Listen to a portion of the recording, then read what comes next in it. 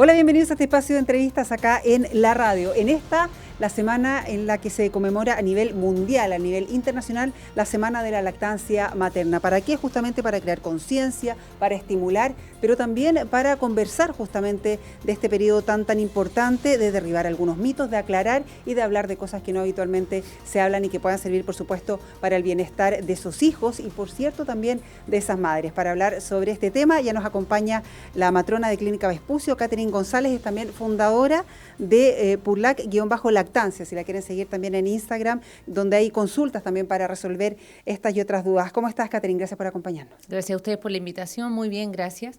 Dedicada, ¿no es cierto?, al tema de la lactancia, también resolviendo dudas de las mujeres, que es muy importante, y por eso también queremos abordar este tema acá. Partamos por lo básico, ¿no? Siempre se habla de las bondades de la lactancia materna, pero en la realidad no siempre se puede llegar a ese objetivo. ¿Hay Exacto. alguna idea de cuántas mujeres, al menos en Chile o a nivel mundial, efectivamente pueden lograr una lactancia exitosa?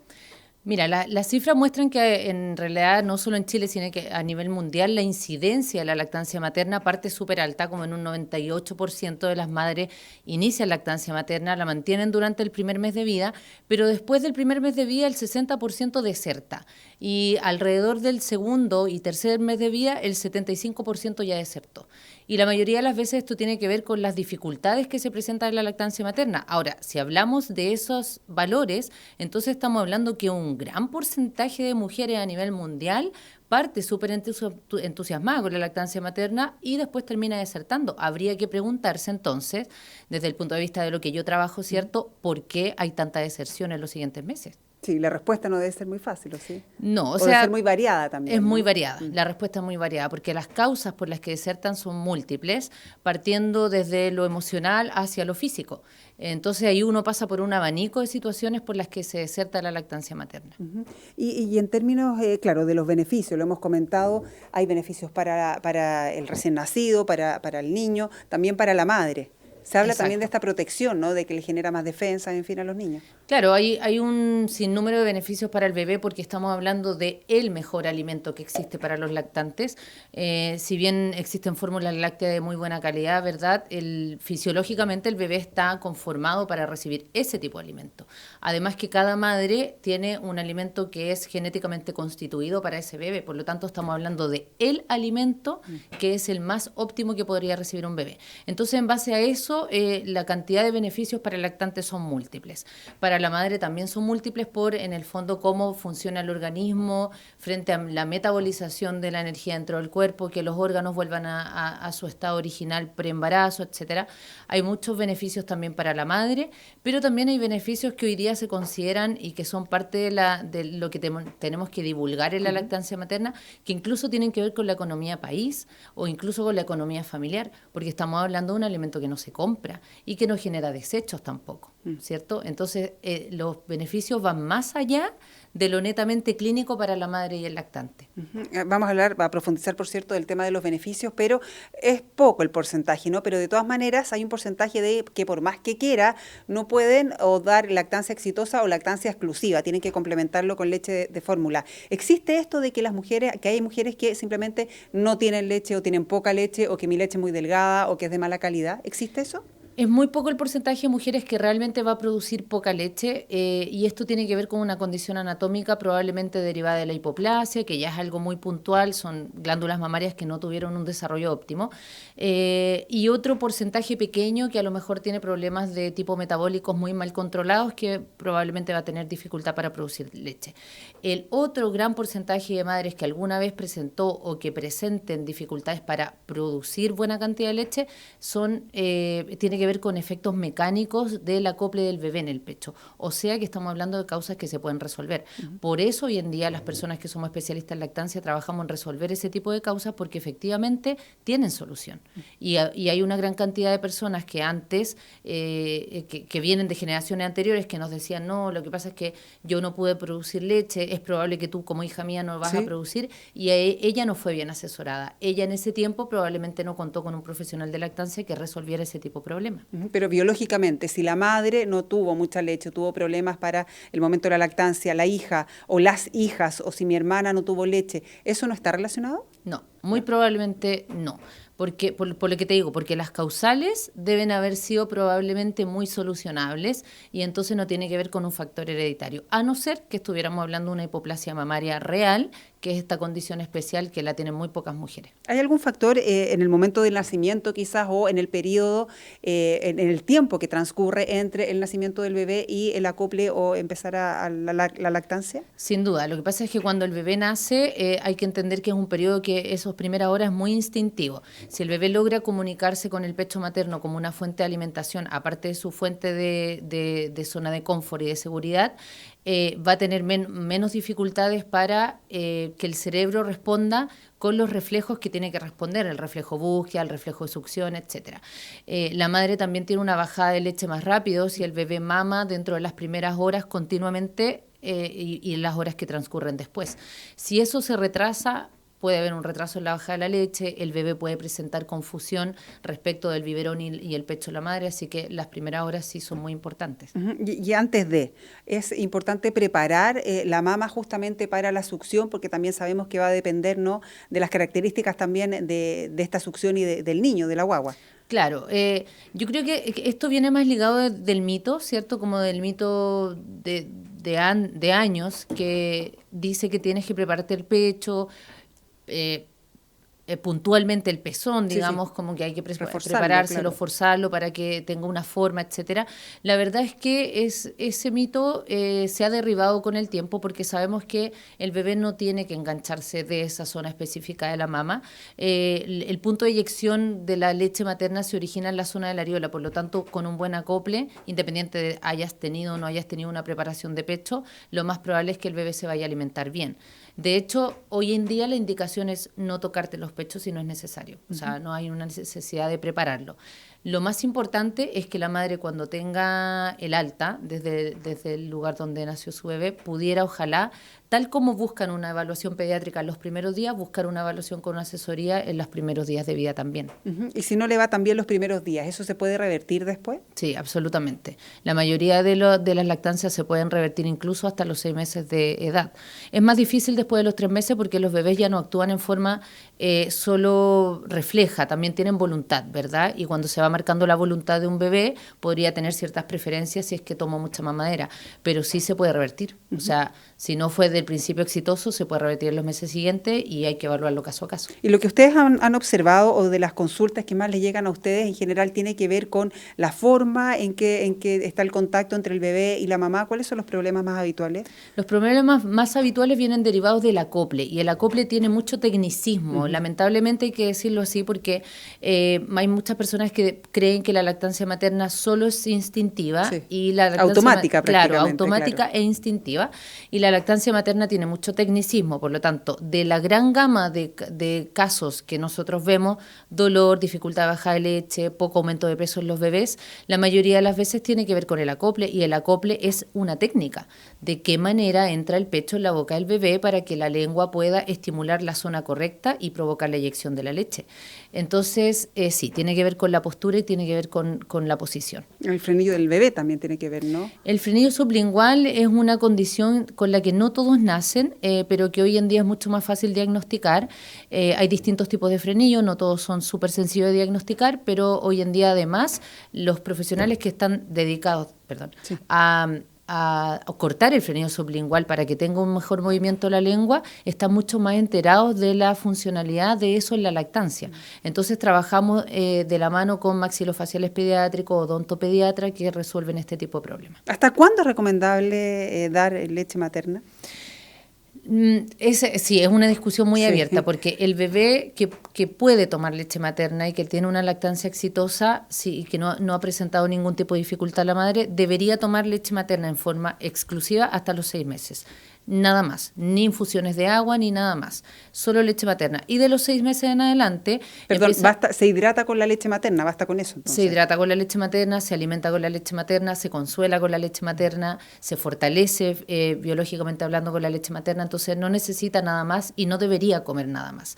A partir de los 6 meses en adelante el bebé necesita la alimentación complementaria, pero como el nombre es complementario, hay que entender que va incorporando algunos alimentos, pero la leche materna sigue siendo su sustento. sustento. Y esto probablemente vaya a durar hasta el año como sustento principal la leche materna, y luego ya el bebé come muchos más otros alimentos y por lo tanto ya se prolonga hasta lo que la madre y el bebé deseen. Los lugares en donde se permite que se destete en forma natural, como por ejemplo los lugares más pobres como África, que tienen menos alimentos para poder darle a los niños cuando son pequeños, el destete natural se provoca alrededor del 3er y 4.er año de vida. Uh-huh. Acá no lo hacemos tanto así porque las madres trabajan, ¿verdad?, etcétera. Pero ese es como el destete natural. Pero eso no implicaría el prolongar la lactancia materna, por ejemplo, 3 o 4 años, no implica ningún tipo de riesgo ni para el niño ni para la madre. No, ningún tipo de riesgo para ninguno de los dos. Uh-huh. De hecho, la leche materna después del año de vida, cuando se ha analizado, sigue siendo más lipídica, que significa que es más calórica que antes del año de vida. Uh-huh. Hemos hablado, claro, de la lactancia exclusiva o de complementarlo, pero ¿qué pasa con las mamás que tienen problemas y que logran sacarse, aunque sea un poquito? ¿Eso también sirve para complementarlo con leche de fórmula cuando son más chiquititos? Exacto. Yo sé que hay muchas mamás que lo viven con mucha dificultad, por eso que hago también ahora abiertamente una invitación a que busquen solución, sí. Que no se queden solamente con este apoyo fundamental que es de la familia, que te van como orientando, etcétera, las que ya fueron madres, sino que busquen ayuda profesional real, personas que les generen confianza, porque las que tienen dificultad de lactancia hay que entender que lo pasan bastante mal. Sí. El golpe emocional que tiene una madre cuando tiene una dificultad de lactancia es fuerte. Probablemente además arrastras con la sensación de que la maternidad como que no te está saliendo exitosa. Entonces yo les recomiendo que busquen la ayuda. Ahora, cualquier poquito de leche materna que puedas proporcionarle a tu bebé es una tremenda ayuda, porque aquellos bebés que comen solo leche de fórmula probablemente vayan a tener problemas digestivos mayores. La leche materna recubre las paredes intestinales generando un mejor funcionamiento del intestino, así que toda gotita igual es importante. ¿Literal gotita? Al principio las gotitas, porque al inicio el calostro es un alimento que es más ligoso y que cae gota a gota y sí tiene una función muy importante en la inmunología del bebé, pero más adelante, claro, la capacidad gástrica del bebé va aumentando y quizás una gotita no vaya a ser tan significativa cuando ya toma 120 ml de mamadera, pero lo que te pueda sacar 30, 40 ml son significativos. Bueno, y ahí viene la parte de los consejos, ¿no? Las recomendaciones, los mitos, también los datos que se les dan entre las mujeres que han tenido estos problemas. Vamos a hablar de eso, vamos a hablar de las políticas públicas, todo esto en la Semana Mundial de la Lactancia Materna con Catherine González, entre otras cosas, fundadora de Purlac-Lactancia, por si la quieren buscar en redes sociales. Hacemos pausa y ya volvemos.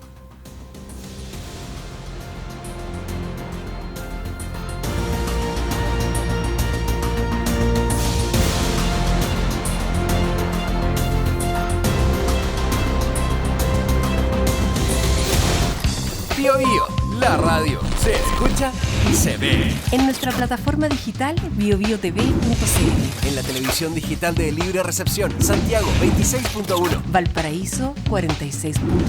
Temuco y Osorno 29.2. En el cable, Mundo, canal 521. Zapping TV, canal 168. Y en Mi Play, canal 62. Bio Bio, la radio, 43 estaciones. Ahora se ve. De lunes a viernes, pasadas las 10, continúa tu mañana con el Expreso Bio Bio. Lo que está pasando y los temas más relevantes los conocemos y escuchamos al instante. Acompáñate y viaja junto a nosotros. Expreso Bio Bio.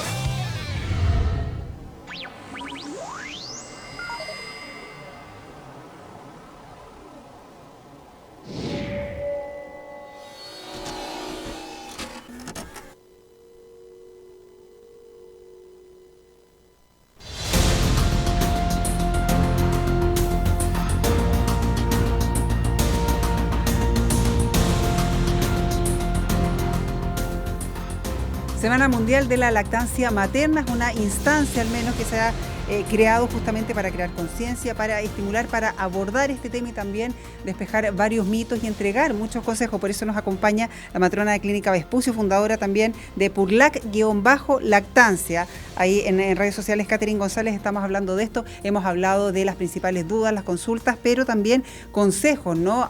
La postura es muy importante. ¿Qué pasa, por ejemplo, con la alimentación, la hidratación también de las mamás? Claro, hablando del tema de la postura, hay que tener en cuenta que siempre uno tiene que tener un poco de noción de cuál es la propia anatomía. Hay madres que tienen pechos con volumen, ¿cierto? Que tienen cierta proyección y cierta caída. Esas madres necesitan que el bebé esté sostenido más abajo. Las que tienen pechos con menos volumen, al bebé hay que sostenerlo más arriba. Todo va a depender, ¿cierto?, de la anatomía de cada madre.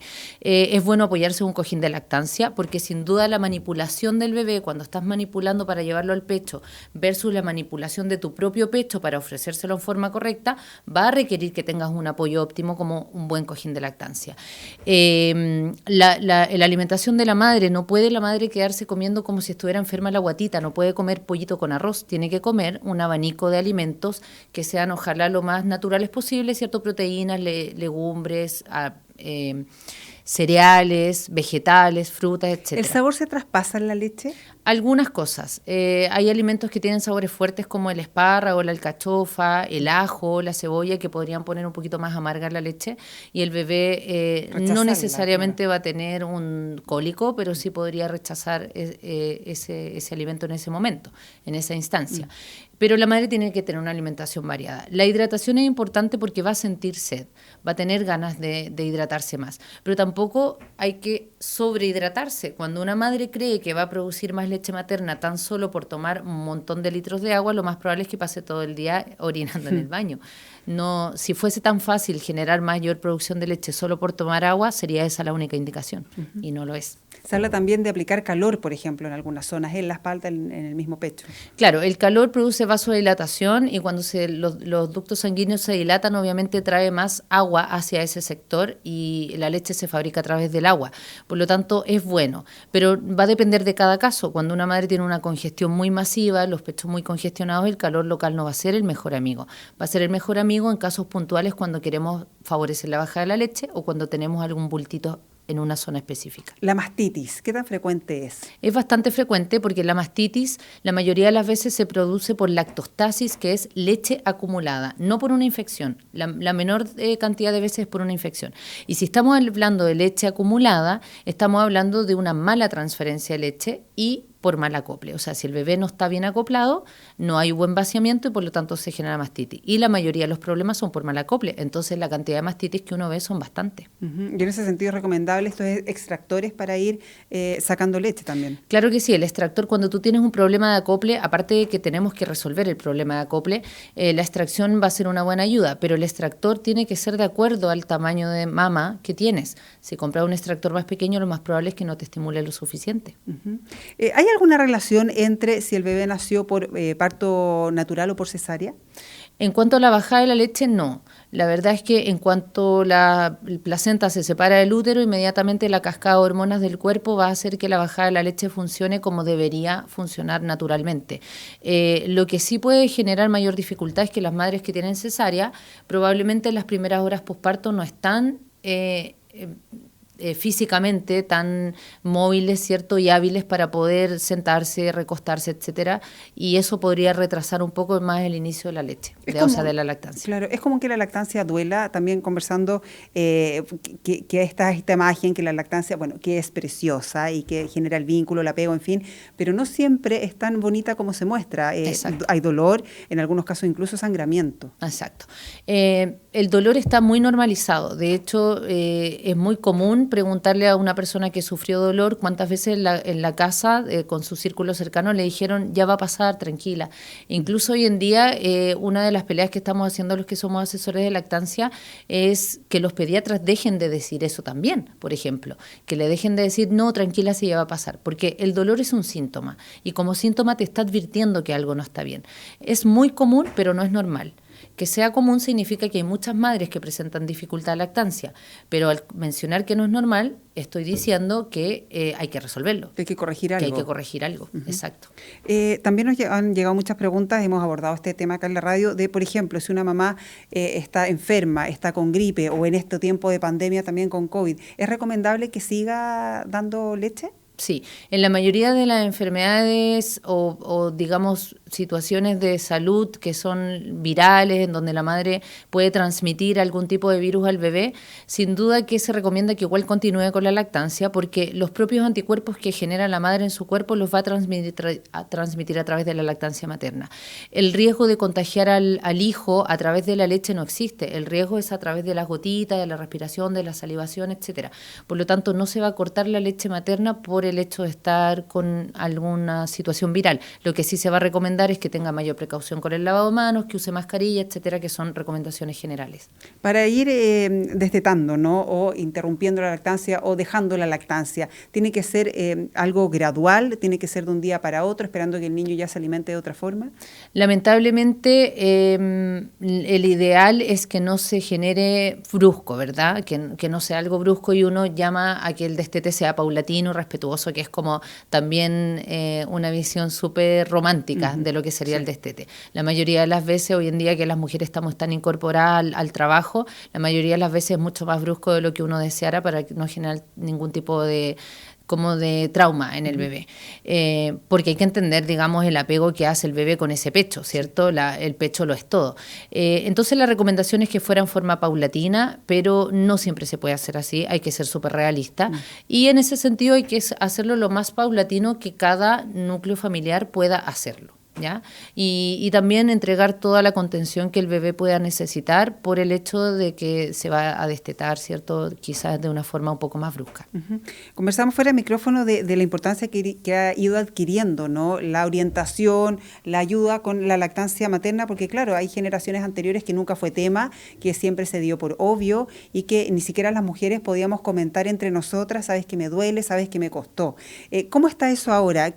¿Cuáles son las consultas que les llegan a ustedes o quizás también buscando apoyo? Porque hay un tema muy importante que todavía no hemos abordado, que es el tema psicológico, el estrés que genera, que uno siempre le dicen cuando despecho que tienes que estar en paz, en silencio, calmada, que el entorno es muy, muy importante, se podrá hacer o no, sobre todo si hay otros niños en la casa, ahí habrá que verlo, pero también hay un tema de presión social y de que no se habla tanto, y ahí tiene un rol tremendamente importante personas como ustedes, ¿no? ¿Cómo ha ido evolucionando eso también en los últimos años?